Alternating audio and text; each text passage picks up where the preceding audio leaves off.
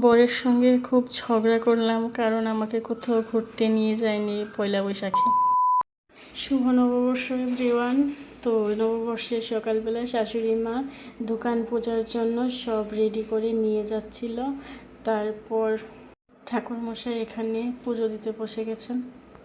সহ সহ দেব পূজা কর্ম ওম স্বস্তি বন্ত ওম স্বস্তি বন্ত ওম স্বস্তি বন্ত ওম স্বস্তি ওম স্বস্তি ওম স্বস্তি ওম স্বস্তি ওম কর্তব্য দেবতা পূজা পূর্ব কর্তৃ শ্রী মহাদেব পূজা কর্ম ওম বৃদ্ধি বন্ত ওম অমৃত বন্ত অমৃত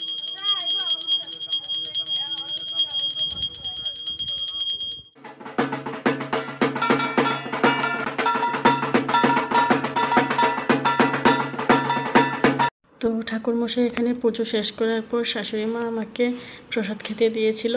তো সব কাজটা শেষ করে আর কোথাও আমাদের যাওয়া হয়নি। তো আমরা সবাই মিলে ছাদে উঠেছিলাম, একটু আড্ডা দিলাম আর ফটো তুললাম। ক্যামেরা ভিতরে উঠে দেবো গাইরে দিলে জন্য কি কিছু ফটো তোলা শেষ, এখন কাজ শুরু। ওদের বাড়ি থেকে ডাকছে প্রসাদ খাওয়ার জন্য যেতে। এখন ওদের বাড়িতে প্রসাদ খেতে যাবো আমরা।